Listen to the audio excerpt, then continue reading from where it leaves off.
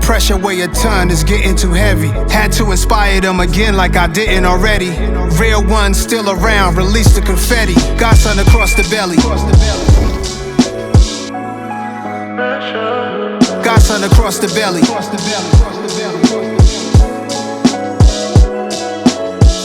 a little bit.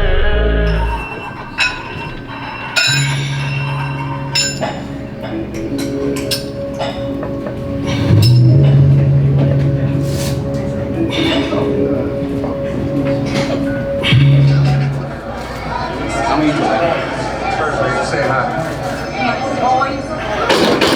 Thank you so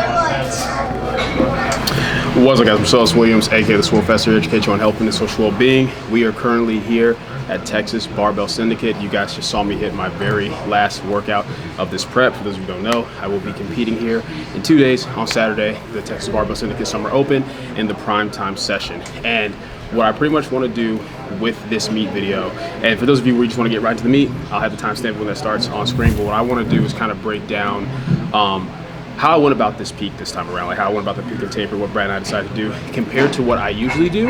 And this is something that I briefly discussed in the meet video that I did with my client Ashton Ruska, but I want to give you guys just a little bit more details into, like, you know, the pros and cons of these two different styles, why I am switching up this way I'm going about it this time around compared to what I usually do. So and as we go through this, I'll be showing you guys as well, like, you know, the best numbers that I hit for this prep, as well as what my plan is to hit on the actual meet day, what my ranges are, how I set up my game plan for the day of, because I don't just go in with one fixed number. I have ranges based upon how I'm feeling the day of, the same way that I do in training. So let's kind of get right into it. So basically, when it comes to traditional, like, you know, peaking and tapering, you guys know, like, you know, with each block closer to meet, you're building more and more workload, pushing the intensity, probably working with singles or something like that.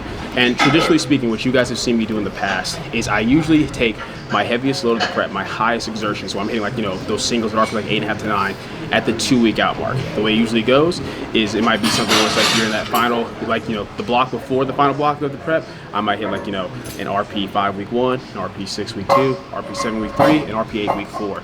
And then when I get into the final block, it might look like something like, okay, RP 6 week 1, RP 7 week 2, RP 8.5 to 9 week 3, and get through that normal week of training. Then when we're at that 1 week out mark for week 4, I'll hit, like, you know, anywhere from an RP like 5 to 6 on the deadlift, about a 6 to 7 on the squat, and a 7 to 8 on the bench press. Then we start tapering, pulling volume back, you know, as far as back down sets, pulling volume back throughout the rest of that week leading into the meet. And what this usually allows people to do is you build your fitness up to a certain capacity while under fatigue, right? At that 2 week out mark, you hit those heaviest loads and you know what you can hit under fatigue. Then when you taper things off, what it allows you to do is hopefully go in there and be able to hit even a little bit more, because it's like, okay, if I can hit, you know, so let's say for example you can hit 500 pounds at RP 8.5 to 9 at the 2 week out mark under fatigue.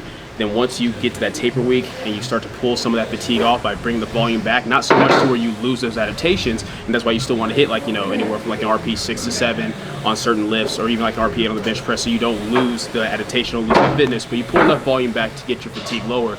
And that way, when you go on the platform, you can beat whatever you hit at the 2 week out mark.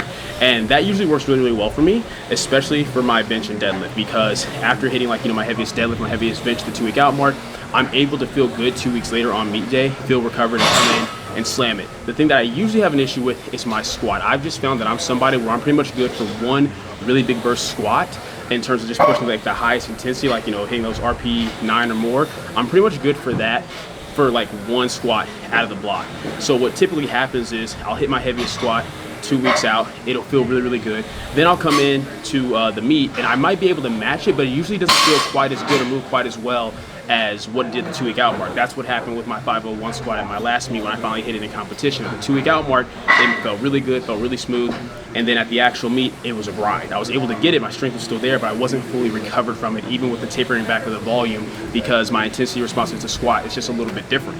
So I also have clients who have gone through this as well, where in general, it just takes longer for them. Even when you pull the volume back, they recover fine from the volume, but it takes longer for them to recover from certain intensity thresholds. So even if they hit the 2 week out mark and then you taper 1 week out, they still feel pretty beat up on meet day. So what I like to do for clients like that, and what I'm doing for myself this time around, is more of a build peak and taper. So instead of hitting the highest exertion 2 weeks out, you hit the highest exertion a block out. So pretty much what we did this time was last block, we ended up hitting, our RP 5 week, RP 6 week, RP 7 week. Now the final week of the block, I worked up to my RP like 8.5s to 9s to finish that block out. So with that, what we ended up doing was we hit an all-time PR on squats of 523 pounds of what felt like, honestly, a solid RP 8 to 8.5.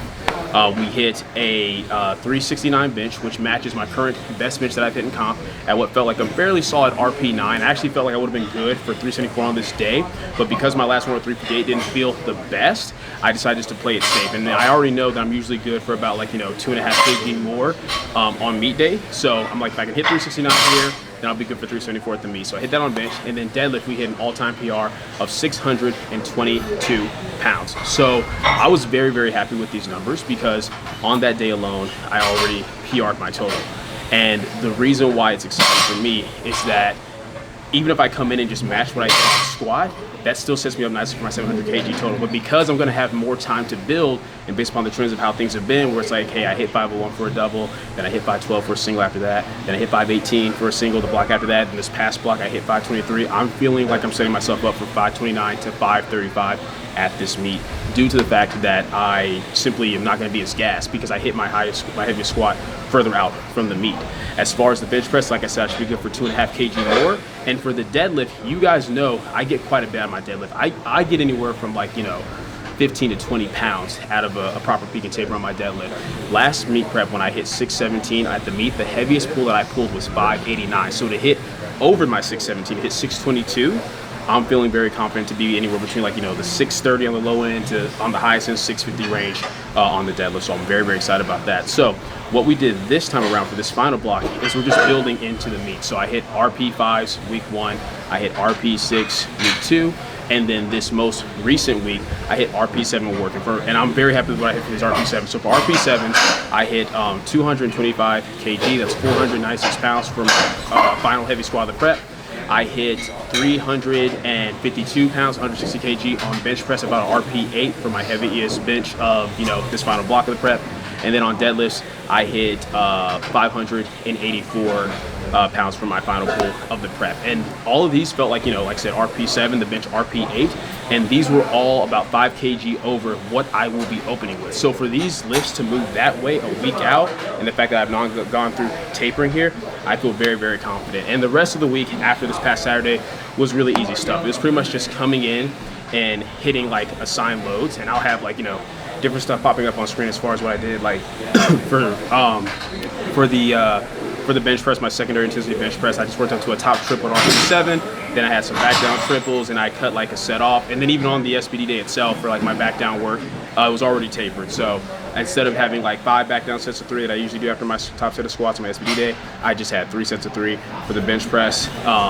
This is a nice easy 4x2, and then after deadlifts, you guys know I usually do 3 to 4 sets of belt squats. Just had 2 sets of belt squats, so really nice easy work on the the secondary bench day. That got tapered off, and then the rest of this week everything's been assigned load. So my secondary squat day was assigned load. I just worked up to a top set of I believe it was 4 with 375 pounds. Then I had 2 back down sets of 4 compared to the usual top set of 5 and 2 back down sets of 5. So you can see where the tapering is happening there.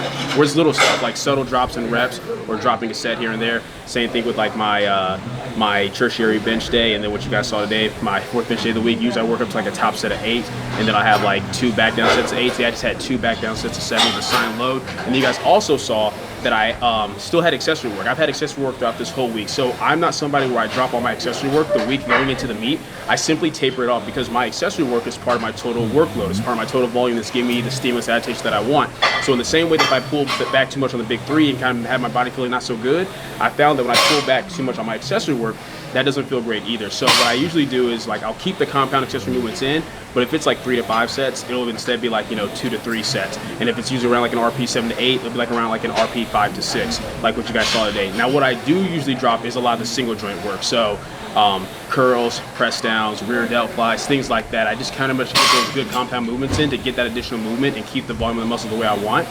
And that pretty much sets us up nicely. So what I'm expecting with this style of peaking, even though I respond really well to the 2-week out version, the fact that I can hold off the intensity well, really is that my squat's going to feel a lot better. And if I can push my squats to the higher end of what I want, it's going to allow me to not have to push my bench press quite as hard or push my deadlift quite as hard. Even though I know I'm pretty confident with what I can bench, and I know my deadlift shows up nicely in the meet, if I can have options to where, hey, I squatted this much, so I now don't have to pull the highest end, I can pull like the middle range or lower range, that's going to work out really nicely for me. So let me go ahead and kind of wrap things up, tell you guys what my game plan is for each lift. So the way it works, guys, the way that I do this with my clients, and then my coach Brad also does this with me, is we set ranges pretty much. So we start with the 3rd attempts.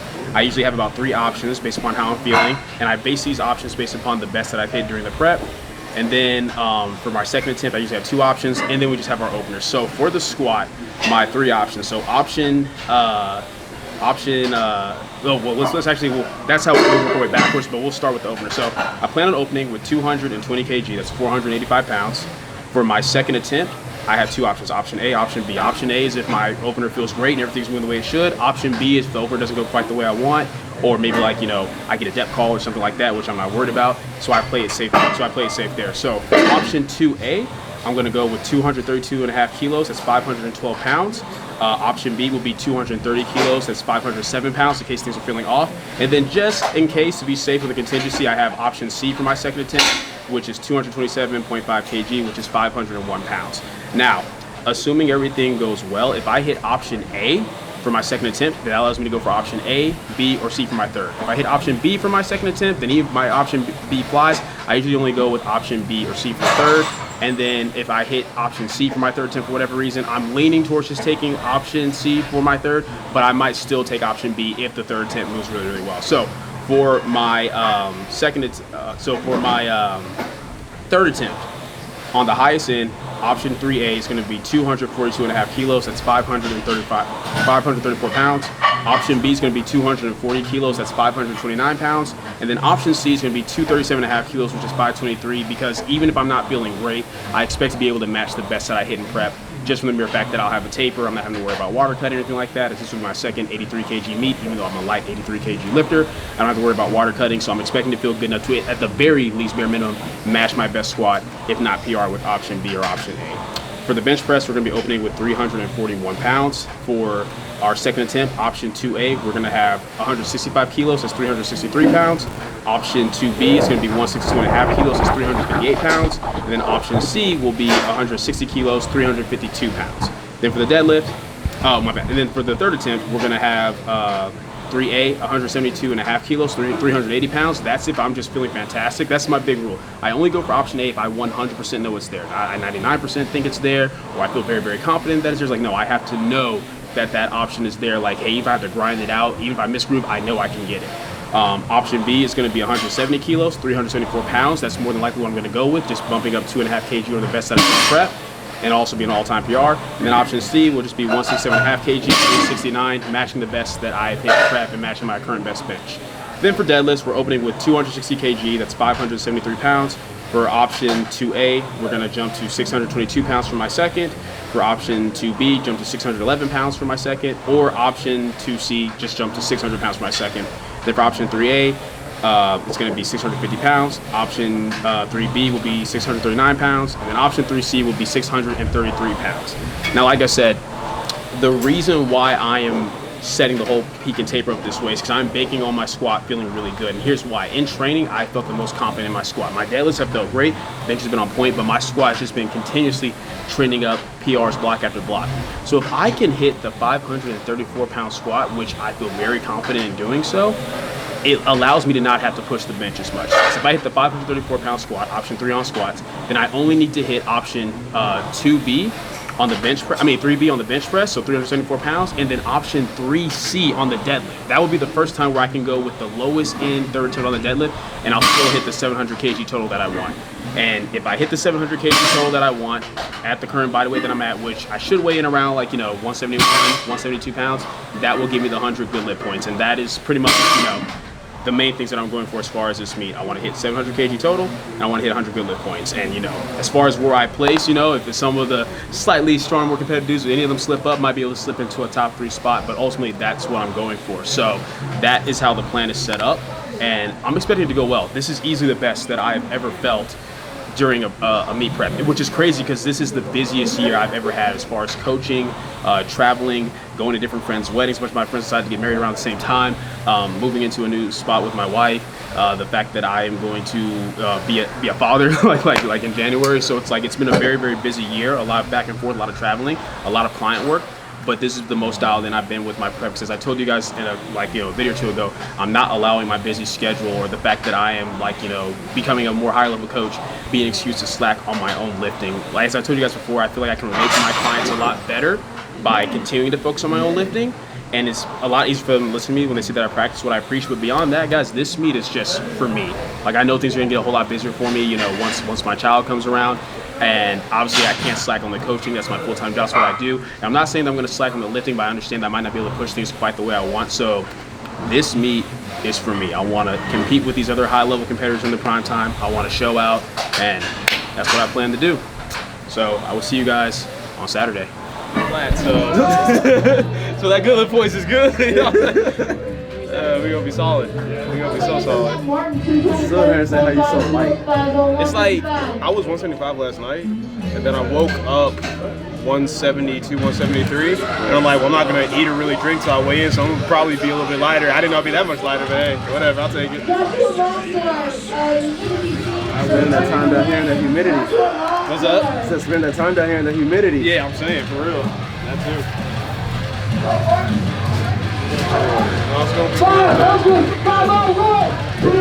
Oh, did you get on? I did, sir. Then we perfect.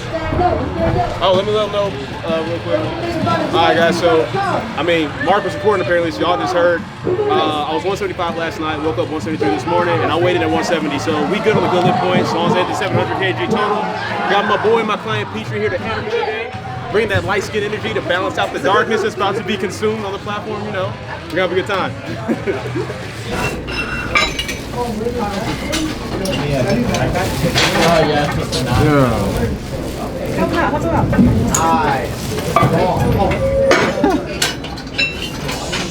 Man, check out the patches. That is. You gotta go down there. Wait. That is dope, man. This is your name? The Craft Boys, he actually started the idea, but the Craft Boys wanted to get you something for the gauntlet that you went through, as far as like being able to handle all of us from like Carolina Primetime, Nationals, and everything like that. Yeah. And we wanted to show our appreciation for you with this. Yeah. So we got together all the patches and stuff. And yeah, thank you. It was all her on the patches, like I did that. Amber and all those designs and stuff. Listen, I was wondering why she was asking for the different logos and stuff. Yeah, we don't know how she did it, because it was like the last second thing that we had to do. The first thing did. No, you did. Yeah. Yeah, y'all. So that Leatherman jacket, you know what I'm saying? I did the whole thing. No, you did your thing.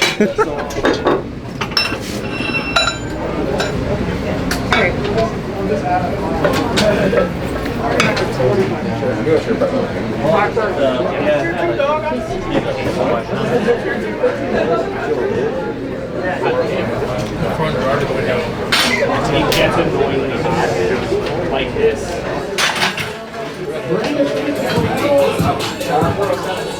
So, red rose on 5. Omar, you gotta be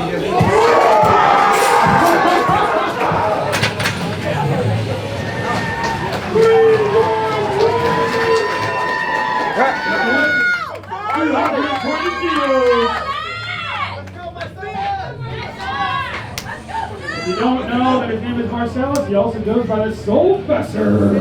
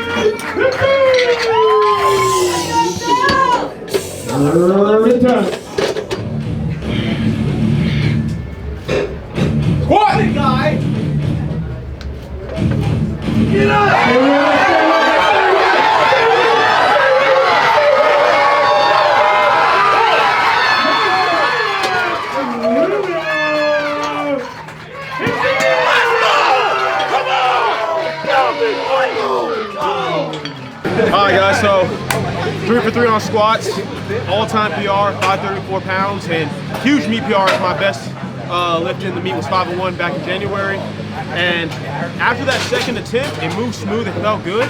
I knew I'd be good for 3A. I knew it'd be a little bit of a grind, and it was more of a grind than what I expected, but it's this thing where with each meet, I make my jump between my second and third attempt bigger because I know that certain intensities will just nerf me. So like, for example, in training, I jump from 485 to 523. So, but I don't want to play with that type of jump in a meet just to be safe.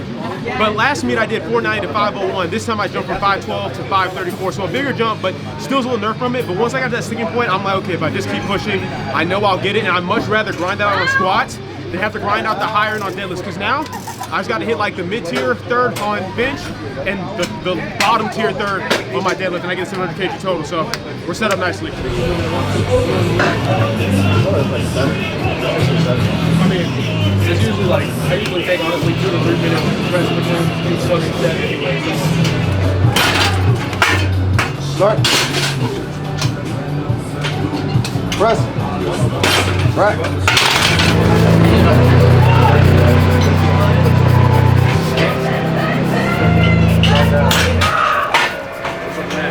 Off the table and off the shot, boys. Start. Press. Right.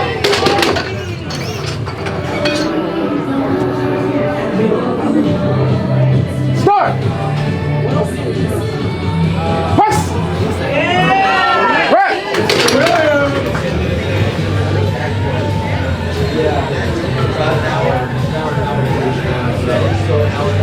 Start. Press.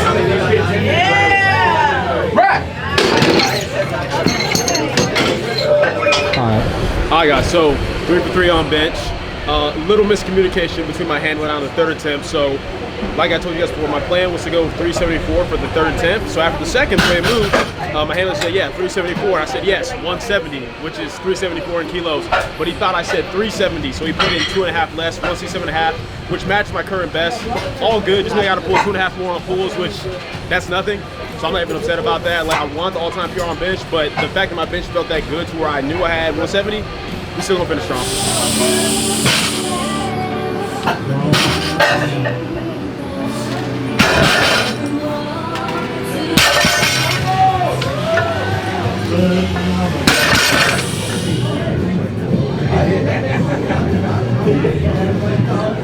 Let's go!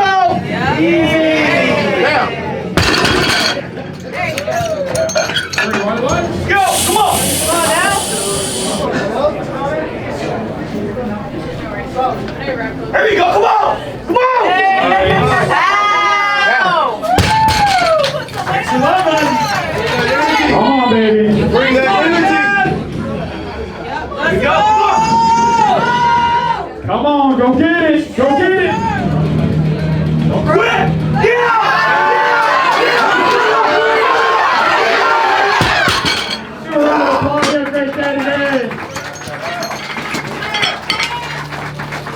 And in first place, TheSwolefessor, Marcellus!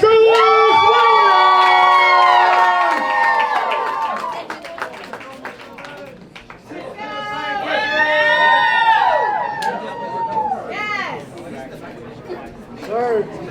All right, my man. You know, what can I say? I went out there and did my thing, you know what I'm saying? I'm stuttering, but, you know, it don't even really matter right now, you know what I'm saying? I moved up a weight class, 83 kg, something like that, you know? Yeah, so it wasn't in focus, but anyway, like I was saying, you know, I did my thing out there, you know what I'm saying? I went down on my squats, you know, I pushed the bar off my chest, then I picked the bar off the floor and then put it back down, you know what I'm saying? I did that 9 times, 8 times successfully, actually. But yeah, that's all I gotta say. I hope y'all have a good night, good morning, and a good evening. All right, that's the video. Peace. We're good. All right. All right, guys. So I didn't talk about deadlifts at all, right? No, you didn't. Okay. All right. So let's talk about deadlifts, guys. So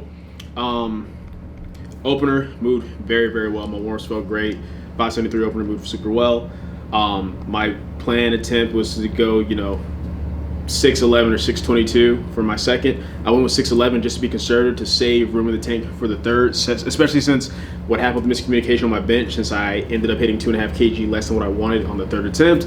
I was like, okay, I gotta hit 2.5 kg more on the deadlift. So took 6'11, moved really well, felt super smooth, and thought, okay, I should be good for 639. The only thing is on my second attempt deadlift, when I put the weight down, my entire left arm was locked up, like could barely open and close my hand. Shout out to the homie Anas, who was also competing. He, you know, tried to massage me up as best as he could, just so I could like get it opening and closing.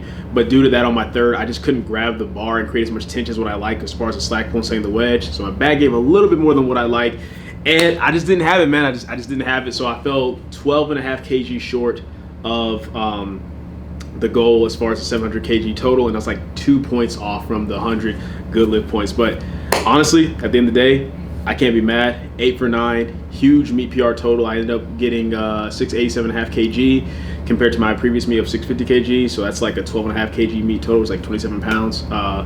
And that's with, you know, not PRing the bench because of what happened on the third, and not PRing the deadlift technically because I went conservative on the second. So I can't even be mad, man. Like, this was an awesome meet. The amount of love and support that I've gotten throughout this entire prep from friends, family, clients, followers, subscribers has just been awesome. And just interacting with everybody at the meet and meeting them, and just the energy here, everybody like, oh, Marcelo, TheSwolefessor, like, I'm not an arrogant dude, man. I'm just not. I'm never somewhere I'm like, oh yeah, I deserve this. But it's humbling and cool to like see the growth I've experienced, not only as a coach but as a lifter, the support that I get with that. So shout out to all of you guys for the love and support. It means the world to me. Honestly, it makes me emotional, and I ain't trying to cry right now, so I'm gonna just kind of chill out. But yeah, I appreciate every single one of you. Appreciate the homie Mark, as always, coming down, recording these meet videos. Y'all already know how we do. Thank you, sir. Thank you, Hush Pepper Brown. But yeah, that's it for this meet video, guys. Appreciate all you for coming along with me on this journey as always. That's it for the video. Hope you guys enjoyed it. If you did, go ahead and leave a comment down below. Let me know what you did. If you're not, leave a comment down below. Let me know what can you do better. Like the video, share, subscribe. Keep it simple, specific, scientific. I'll catch you guys later.